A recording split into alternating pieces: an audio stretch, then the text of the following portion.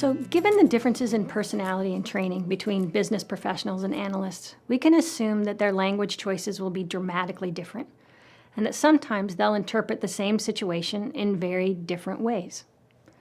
Let's take an example using a flight analogy. To safely get planes from one place to another, we need pilots to fly them. We need navigators behind the scenes to track complex measurements regarding weather, air traffic, and other factors. Their goals are the same: get the flight from point A to point B, but their roles and language are different. The pilot might say, "Folks, this is your captain. There are storms ahead. It will be mildly turbulent for a little while, but we'll get back on course and have smooth air in 30 minutes."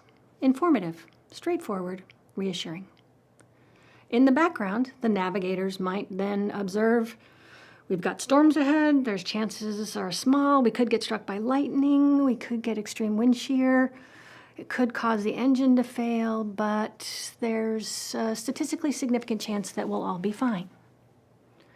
Accurate, but not reassuring.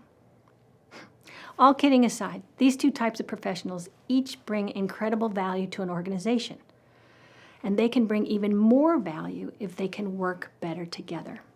And we can cultivate that by understanding their values and language. When data analysts describe their work, they will likely begin by emphasizing the details of how they did it and the reasons that their conclusions may be wrong. They may say, we did a factor analysis with rotation, taking all factors with an eigenvalue above 1, but as everyone knows, there's some subjectivity in choosing factor solutions, so this isn't our only option.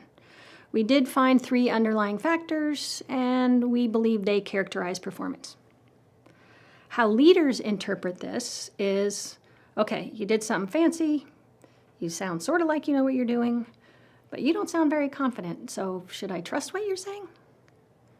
Usually the goal of the analyst, even if it backfires, is to promote understanding. They want to explain what they did and why. Remember, that's how they're trained. They want to let you know they're aware of errors. Because they're aware, they're trying to reassure you. But what happens when they do that explanation is that the business audience tunes out and gets lost. But what happens when they explain is that analysts lose the business audience and create doubt. When business professionals summarize the analytic results, they often reduce it to its simplest terms to minimize ambiguity.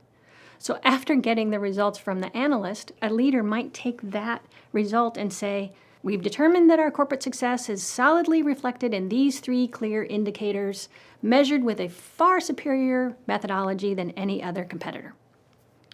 Now, when hearing a summary like that, the data analyst will feel that their amazing complex work has been oversimplified, the leader is jumping too quickly to conclusions, and they have a one-track mind and they're not open to these nuances that they discovered.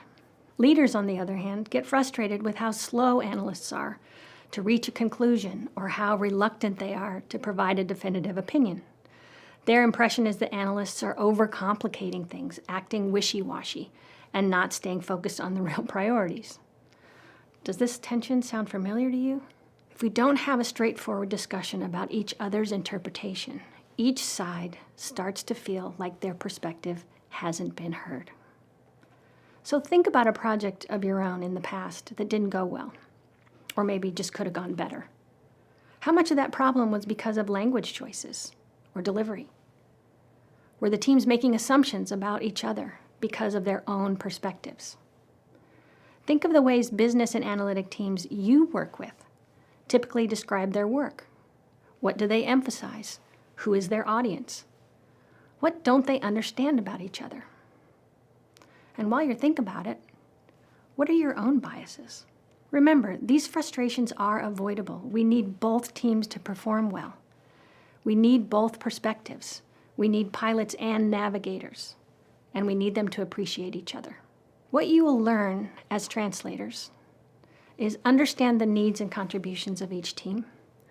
Listen to their goals and concerns so their efforts are heard and appreciated. Help express those in language that makes sense for the project and the circumstances. What we need is someone who can speak both languages. And you can make a huge difference by helping these disparate teams become allies. See you next time.